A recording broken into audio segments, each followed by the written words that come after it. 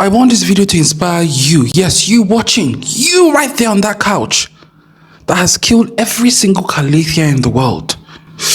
Ooh, rababa. Every single Alocasia in the planet that comes into your home, you've killed it. You love some of these finicky plants, but you can't keep them alive. Wait. Don't give up, girls. I want this video to prove to you that there is hope, my love, because I was once like you. Yet, I have managed to keep some of the most notoriously difficult plants alive. And if I can do it, you can also do it. Oh, somebody shout hallelujah. So in this video, I'm going to be showing you some of these difficult plants and giving you tips on how I have managed to keep them thriving and happy. Things I've had to unlearn, because I've had to unlearn a lot of things. Young ladies, sometimes it's not the fault of the plant. Sometimes it's our know-it-all attitude, okay? I've had to unlearn. And I've also had to relearn. And I'm going to be sharing you all these tips. So please buckle up. This video is going to be game-changing. Without much ado, let's get to the nitty-gritty. The first plant I need to show you is one that is deceptively difficult. A lot of us out there have been deceived into thinking that this plant is an easy plant, and when we bring it to our collection, it starts to show us pepper. Ladies and gentlemen, I'm talking about the Monstera peru. Yes, the problem has not been you all along, babe. The problem has been this plant. This is actually a difficult Monstera, but a lot of people oftentimes recommend it as an easy plant. It's not, love. Okay, I will say one thing I will say about this baby is that she's low light tolerant.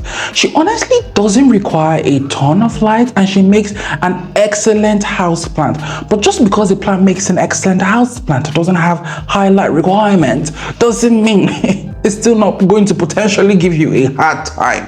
For many people, this plant just went downwards regardless of whatever they did, and that was the case for me. In fact, I would say this is my 5th attempt, and now I think I have finally cracked the code. She's growing like crazy. She even just randomly branched on her own accord, and she's just doing her thing. Okay, but I didn't just come here to show her off. I want to tell you what I started doing differently, okay? First thing I realized about this babe is that this mamacita actually wants to dry out before you water her. Okay, she's not like your other monsteras that you can even get away with keeping moist. Absolutely under no circumstances should you try that with this babe.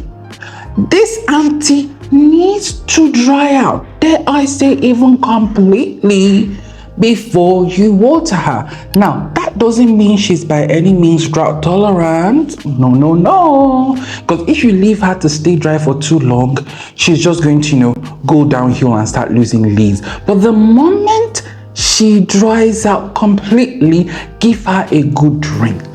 Okay, the game-changing thing for me was actually the type of soil I used for her. So I made a particular batch of soil, but in this case, the batch I made, for some strange reason, dried out really fast. In fact, for a lot of my plants that I had potted in that particular batch, I had to change the soil because it was drying out too fast. But this babe loved it though.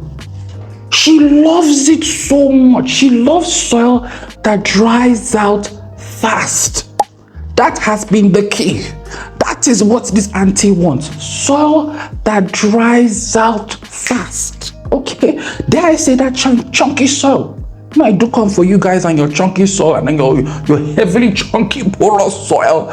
But in this case, I don't think she minds that. So she wants soil that dries out really fast. But remember, she's not drought tolerant. Okay, so the moment she dries out fast, you immediately top her up with some moisture.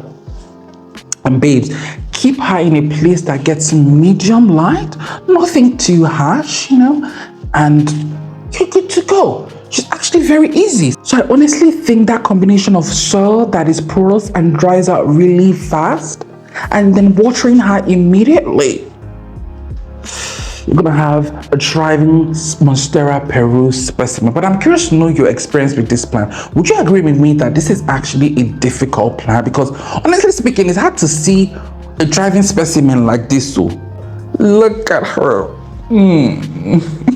Love you, babes. Don't start misbehaving now that I've showed you off, because that's what some of these plants will do. Once they see you showing them off and being happy, they start to act spoiled. Now this next one is an expensive and rare plant, so you better listen up and pay close attention so you do not make the mistake of killing this plant like I once did before. But now we've cracked the code, babes. We've cracked the code. I'm gonna need to stand up to fully showcase her beauty. Oh my goodness gracious. Look at the material, babes. I am talking about the variegated Humalomila rubescens. Oh my goodness. I've had this plant in my care for going on roughly 6 months, which is a personal world record. Mind you, I once had a beautiful specimen a long time ago, and I made a grave mistake that honestly led to her demise, which is the first crucial lesson I want you to learn if you ever have this plant. Babes, do not tamper with the roots of this plant when you are reporting it. Absolutely under no circumstances. In fact, that has honestly been a major game changer for me. A lot of plants, I've talked about it on this page, and I'm going to reiterate it here, and you may hear it again during the course of this video. For a lot of plants, they do not like their roots unnecessarily tampered with, and that is certainly the case with this plant. I remember when I first bought her, I very delicately reported her, ensuring I didn't tamper with the root of this babe, and that has honestly been a major game changer. So when I do report her, and I sense she's due for another report because she's drying out really fast in this pot, but when I do report her, best believe I'm not going to be out there playing around and tampering with the roots like a mad person. We've learned our lesson. Okay, another thing I want to state here with this babe, if you look closely, I don't know if you guys can see, camera isn't focusing, I'm gonna insert B-rolls, right? But if you look closely, she has parts of her variegated leaves that have started to brown, and started to discolor and started to wilt. That basically, I quickly learned that basically happens when I leave this plant to stay dry. This is a plant that under no circumstances loves to stay dry. The more drier you leave her to be, the more she's going to decline, and the more those variegated leaves will start to wilt and start to brown. So I've learned to keep this babe perpetually moist, and I have her in soil that is very moisture retaining. So if you're getting this babe, I'm gonna definitely recommend like a self-watering setup. Get yourself a self-watering setup. Use very retaining soil. I won't advise you use something that is extremely porous or dries really fast, like your Monstera peru, the plant I showed earlier. Okay, that way you're gonna have all these variegated leaves that won't crisp. As far as light is concerned, she's growing outdoors. She's growing outdoors and underneath my shade net. Lots of bright lights in this tropical oven of a country. But I will say, honestly, I'm going to have to move her soon because I don't know if you're going to notice this. I'm going to insert a B-rose. By the way, any British accent you hear, it's fake, babes. It comes from time to time. I've never been to the UK before. You will notice on some of her leaves, I'm starting to see heat damage, even though she's underneath a shade net, right? Which is another lesson I'm gonna drop in here. Babes, when it comes to these plants, don't get too attached to a particular spot for them. The spot where I have her is absolutely perfect. I just love she's perfect there.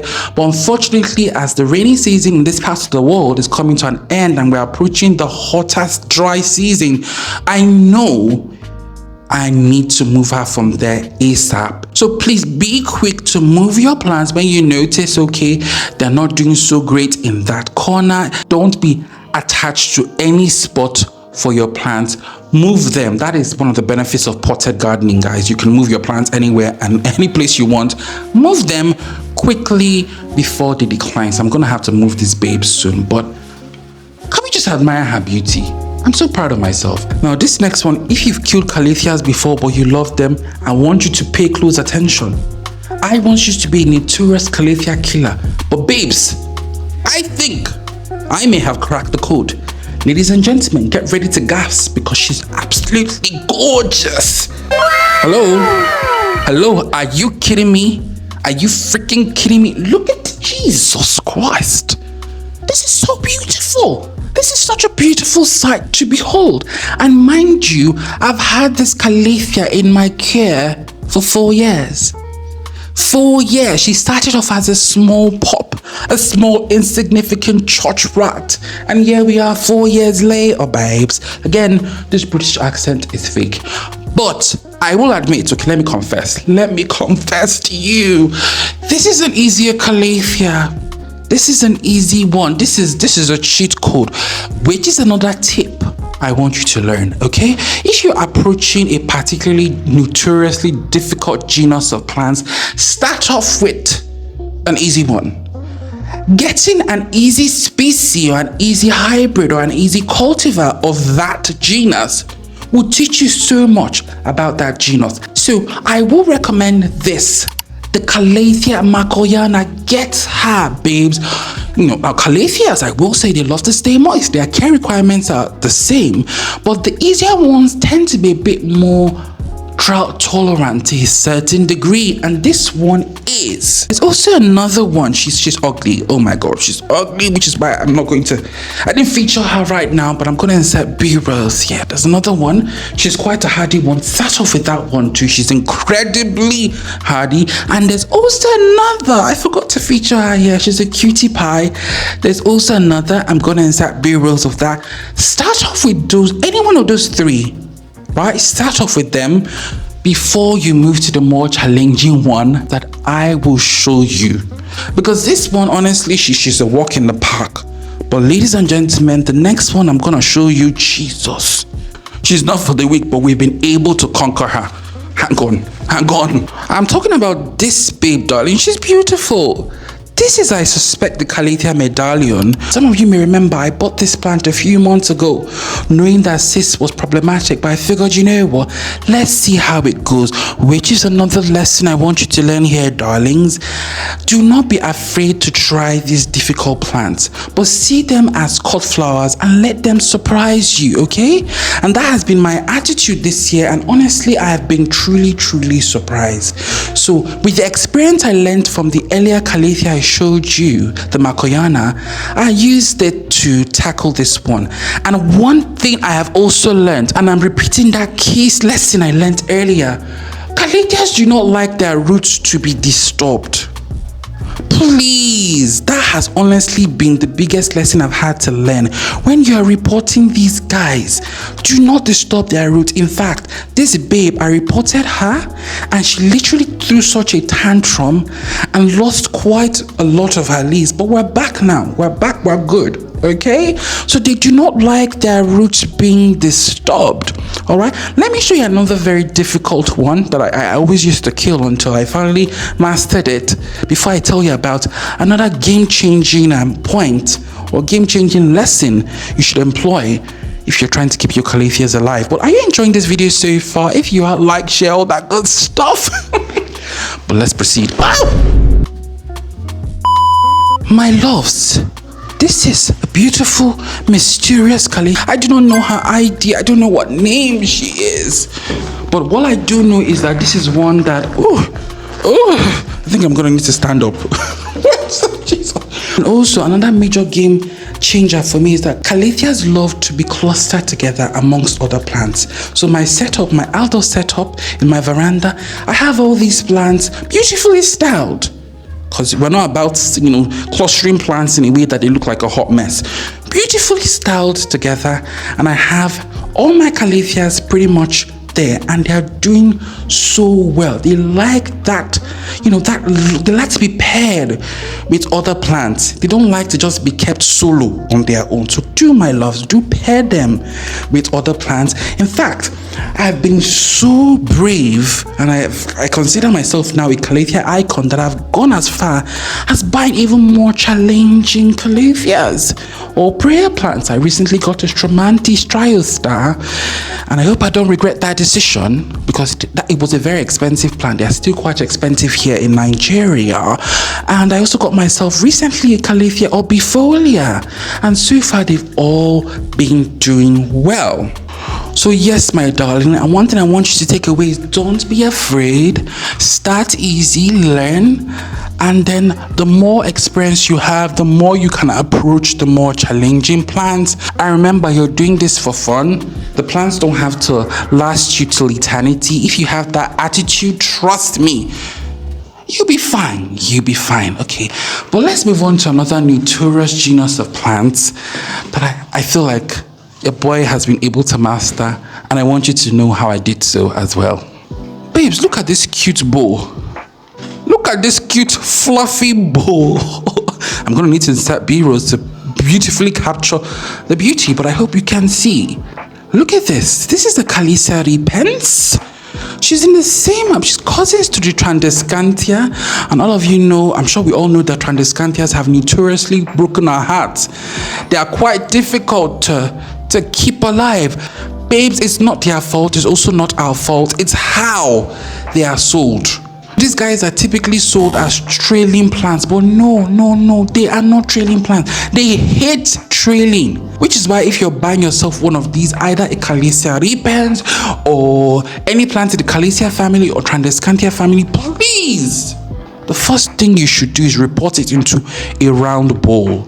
Report it into a round pot. This is just a regular plastic bowl that I just got for, I don't know, less than $1. And I just dumped her in something round and shallow, not too deep. It has honestly been the game changer. So please stop trying to hang these. They don't want to hang. They don't want to hang. Just give them a bowl to spread, and they will take over. I will also say that, girlies, these are not low light plants. No,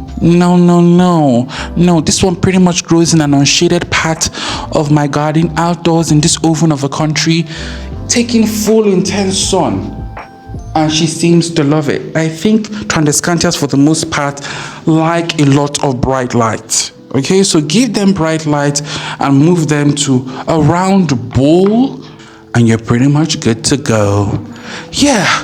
Oh, Jesus Christ. There's no electricity in this country, guys. In this oven, this third nation, there's currently no electricity, and we haven't had electricity in a hot minute. This is what I go through, y'all. This is what I go through to make content for you. So please have mercy, like and subscribe, share all that good stuff. Join my YouTube membership if you want to support the boy. Or you can even send me a little tip on my buy me a coffee. That will go a long way. But anyways, for this next set of plants, I want to take us outside.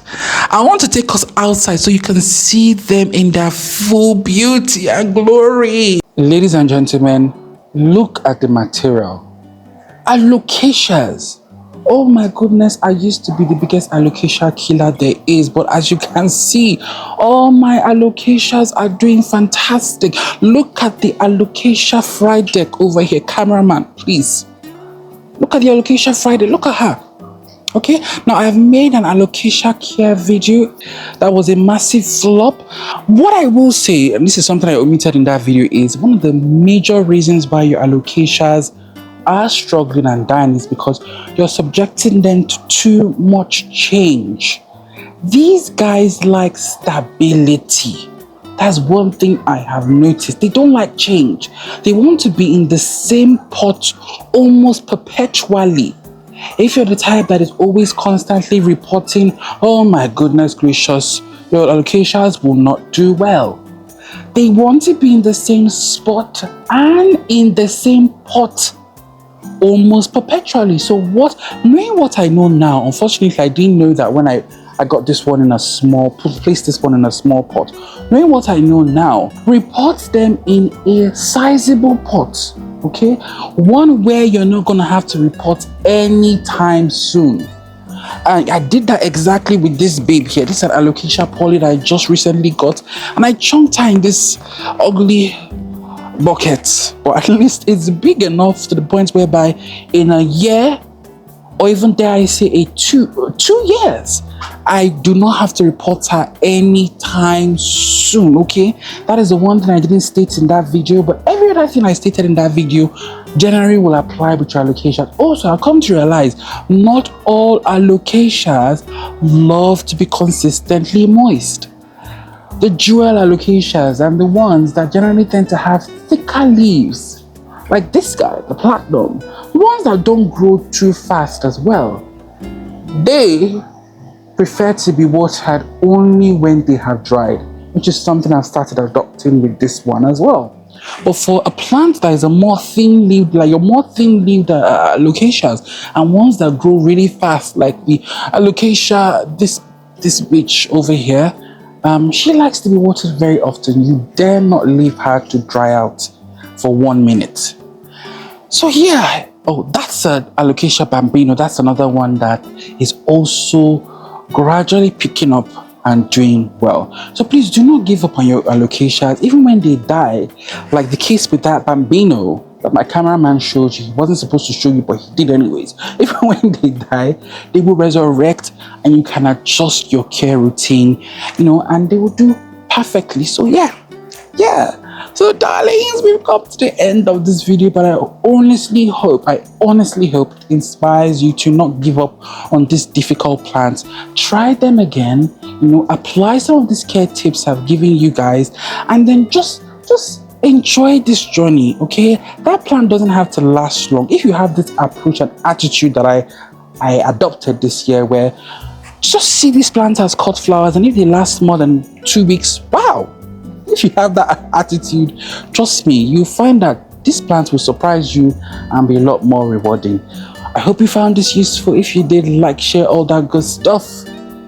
And I'ma see you in the next video. Bye, my loves. Cameraman doing the most as usual.